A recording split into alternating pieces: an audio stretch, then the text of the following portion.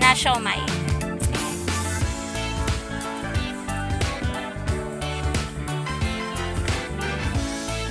Tray po ng itlog, yung 190. 540. Punta naman ako guys sa bilihan ng frozen goods.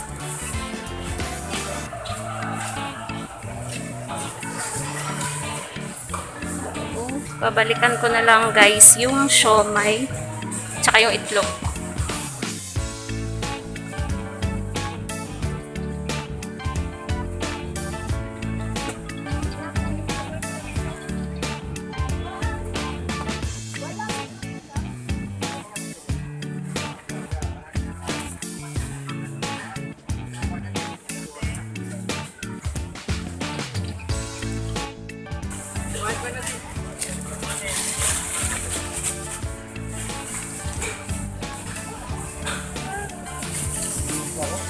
Wala nung ano.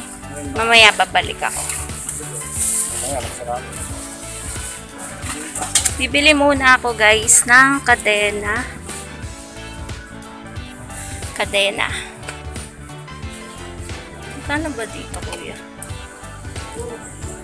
Grabe yung aso ko eh. Yung ganun-ganun na nakadena eh. Napuputol niya pa rin. Wala na yata yung ganun kadena. Ayan guys, nakatawad po ako. 170 yung kadena. Naging 150. So kuya, nagsasalita akong mag-isa kasi nagbablog ako. Shout out kay kuya kasi pinatawad niya ako ng 20 pesos. Ay, magpakita ni kuya. So ayan, sibuyas at bawang naman guys. So ayan.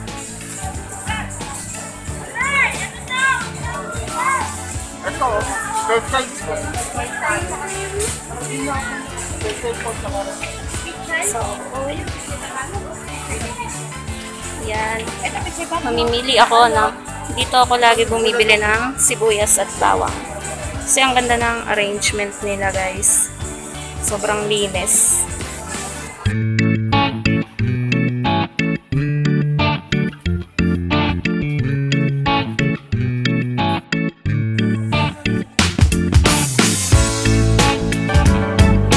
One hour later. So, eto na po guys yung mga pinamili ko sa palengke. I-haul ko lang po sa inyo para alam niyo po yung mga pinamili ko ngayong araw. Sobrang bigat po. Sumakit na yung balikat ko kasi mabigat ngayon yung pinamili ko. Madami-daming frozen goods. Ayan, i-haul ko sa inyo guys. Pero, hindi ko na ibababa dito sa sahig kasi nandito ako sa labas ng tindahan. Bali, meron akong pinamili na crispy burger. Ayan.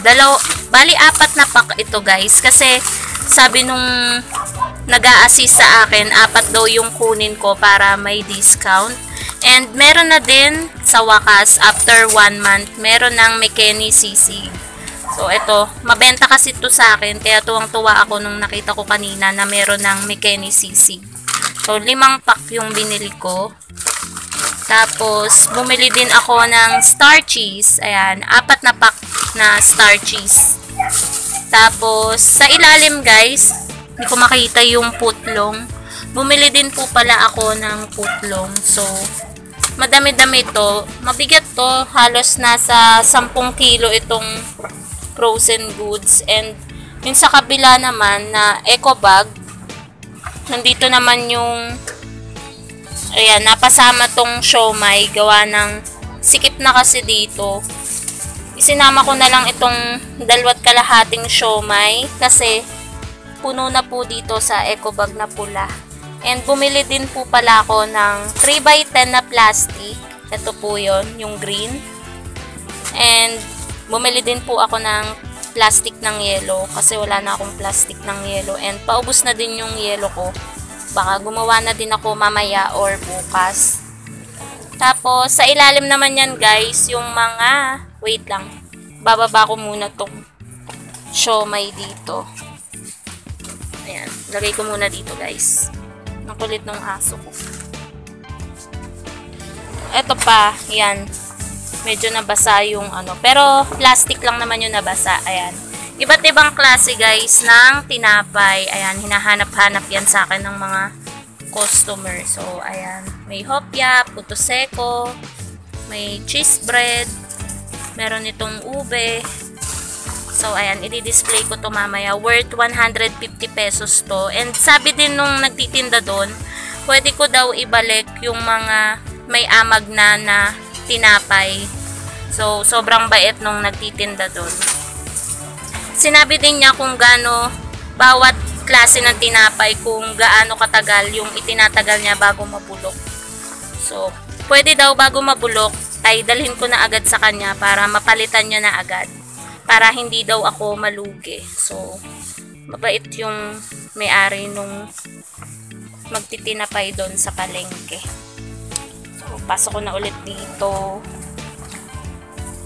Dito ko muna ipatong sa bigas. Tapos, yan, bumili din ako ng gummy. Ito, karate belt na rainbow. Tsaka itong karate belts na strawberry. Ayan, mabenta yan, guys. And bumili din po pala ako nitong sibuyas at bawang worth 138 pesos lahat ito. Lagpas 1 kilo ito, guys. So, mamaya lalagyan ko yan ng presyo. So, yan lang naman, guys, yung mga pinamili ko sa palengke. Sana nag-enjoy kayo sa pag-haul ko ng mga pinamili ko. So, ayan, guys, munti ko nang makalimutan itong binili ko na itlog. Bumili lang po ako ng isang tray na puting itlog. So, ito po siya. Balik, balot na balot siya para hindi mabasag. Kasi medyo malayo yung binilihan ko sa palengke pa sa Genstar. So, inilagay nila sa maliit na box. Ang presyo nito, guys, nitong isang tray is 190. Large na siya. So, medyo mura sa palengke kaysa doon sa ahente ko. Kaya lang naman ako bumili sa palengke is ubos na yung aking itlog dito. Ayan, isa na lang yung natira, guys. And, eto pala yung hindi ko nadala na tinapay.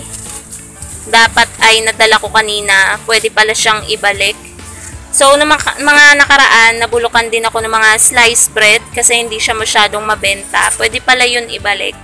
So, ganun na lang gagawin ko next time kapag may mga amag na yung tinapay. And, eto kasi binalik lang to ng customer ko nung nakaraan. Binili ko nung araw na to, tas kinabukasan sila nakabili sa akin. And, ibinalik nung asawa gawa ng may amag na daw. So, pinalitan ko naman. So, kaya nagbalak din akong ibalik ito dun sa binilihan ko kasi ba't ganon? Bagong bili ko pa lang pero nagreklamo na agad yung customer ko. Pero okay lang naman, at least pwede naman pala siyang palitan. Tapos, eto din pala yung itlog, yung size niya. Medyo same lang naman yung size niya dun sa ahente ko. Pero mas mura to ng 5 pesos. So, ayun, guys, nung pagdating ko po kanina dito sa store ko is nag-haul na agad ako. Hindi na ako nakapag-intro kanina. So, sobrang init kasi sa palengke, aligaga na ako, kaya hindi din ako nakapag-vlog ng ayos doon. Bali, konting video-video na lang. Tapos, sobrang hassle din kasi, guys, kasi ang daming namimili ngayon sa palengke kasi Sabado ngayon. So, sahuran ng mga may work dyan. Tapos, yung mga pinamili ko naman is yung mga lagi kong pinapamili, siomai, tinapay, mga frozen goods. Yun lang naman yung parati kong binibili sa palengke. So, sana, guys, ay nag-enjoy kayo sa aking pag-haul ng mga pinamili ko sa palengke. So, dito ko na po tatapusin ang aking vlog. Don't forget to like, comment, share, and subscribe to my YouTube channel and hit the notification bell para updated kayo sa susunod ko pang video. Bye!